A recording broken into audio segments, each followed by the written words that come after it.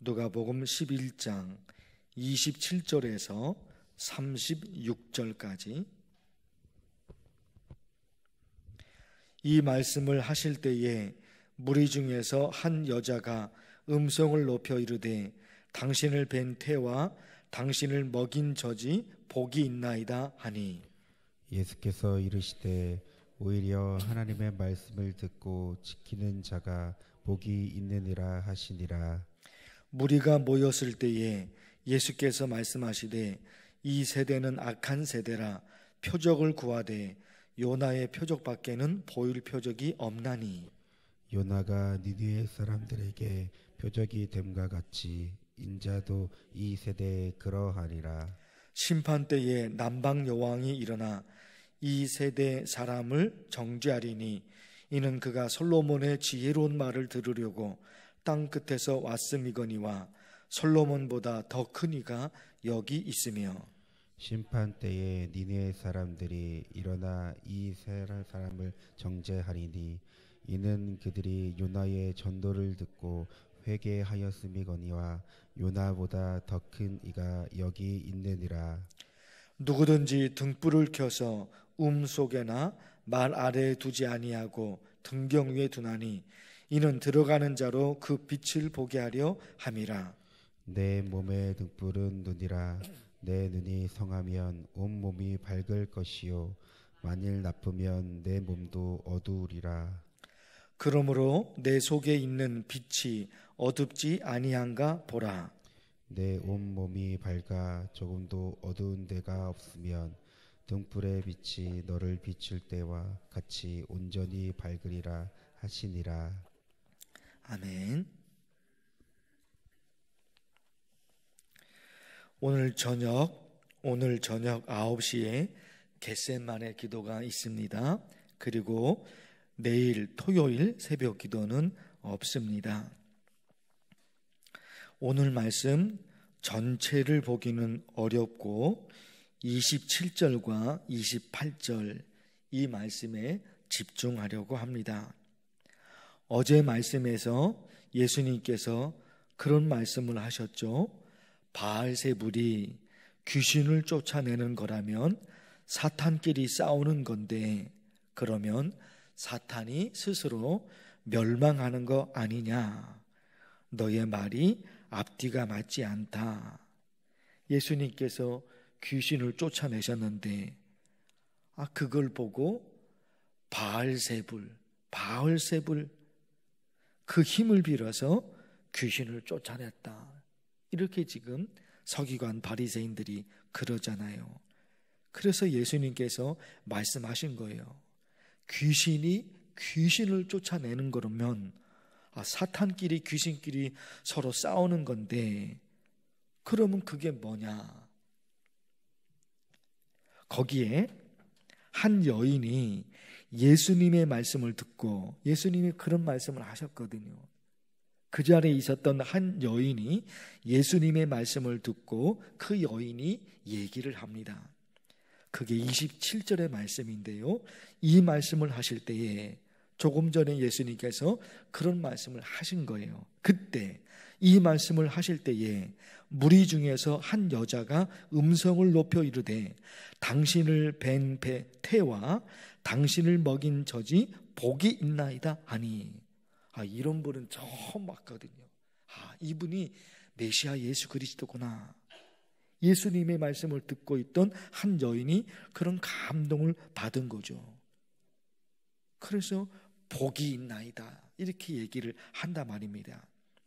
그때 예수님께서 이 말씀을 하시는 거예요. 28절에 예수께서 이르시되 오히려 하나님의 말씀을 듣고 지키는 자가 복이 있느니라. 그 여인이 감동을 받아서 예수님을 보고 복이 있나이다 감동을 받은 거죠. 그런데 그 말씀을 예수님께서 받아서 이렇게 말씀하시는 거예요. 28절의 말씀이 너무나 귀해서 이 말씀만 그냥 보고 싶은 거예요. 예수께서 이르시되 하나님의 말씀을 듣고 지키는 자가 복이 있느니라. 저와 여러분, 그리고 하나님을 믿지 않는 다른 사람들 모두가 구하는 것이 복이잖아요. 복. 나도 복을 받고 우리 자녀들도 나보다 더 많은 복을 받으면 그게 엄마 아빠의 소망이죠. 우리의 소망이고 복.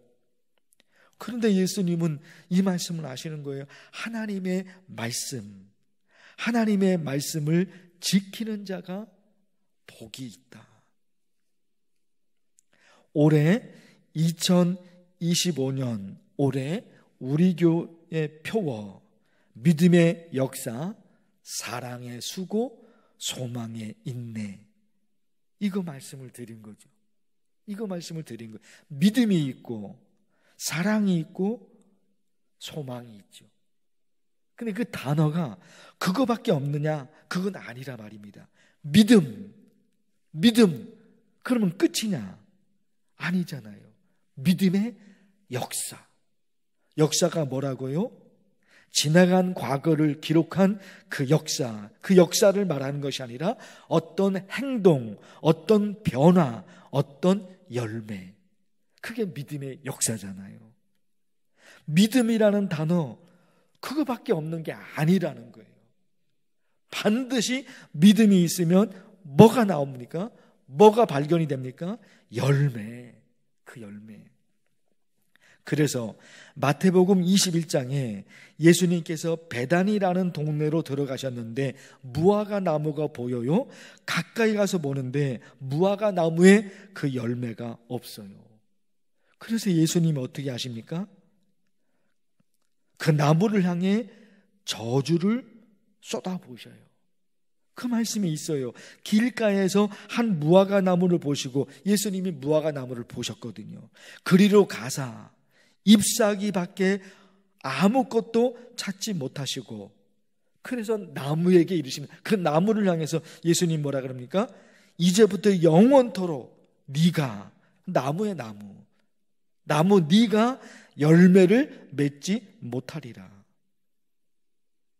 예수님이 저주를 퍼부십니다. 무화과 나무에게 저주를 퍼오시는데 그게 지금 왜 그러시냐 말이에요. 무화과 나무의 목적이 열매에 있다는 거예요. 열매. 잎사귀 없어도 괜찮아요. 꽃을 안 피워도 괜찮아요. 왜?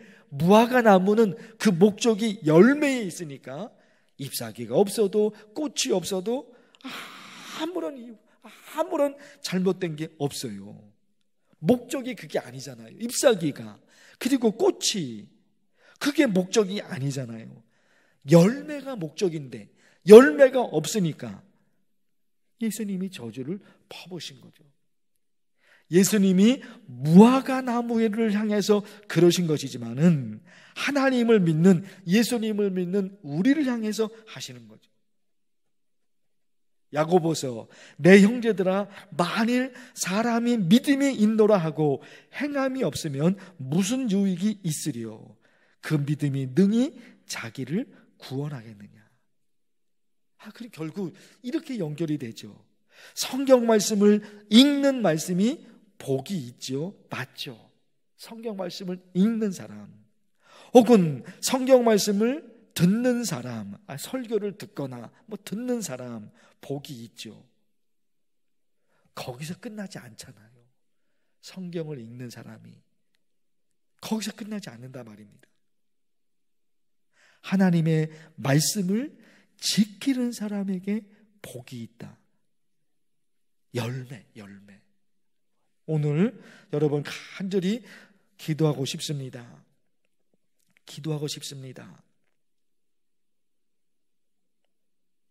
한국 교회에도 이제 많은 사람들이 예수님을 믿죠.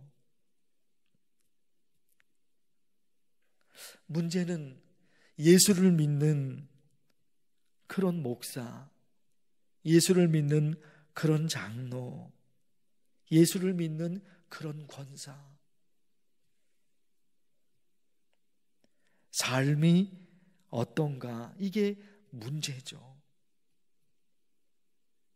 교회를 다니기는 다니는데 교회 다니지 않는 사람들과 별 다른 게 없어요. 그러면 의미가 없는 거잖아요. 더욱이 일반 성도도 그렇지만은 저와 같은 목사, TV에도 나오는 목사들 많이 있잖아요. 저와 같은 목사를 우리나라 사람들이 현재 상황에서 존경을 할까? 저와 같은 목사들을 우리나라 사람들이, 교회 다니지 않는 사람들이 인정해 줄까? 저와 같은 목사를 인정해 줄까? 그게 문제죠. 그게 문제죠. 오늘은 여러분 간절히 기도하고 싶어요. 우리의 말.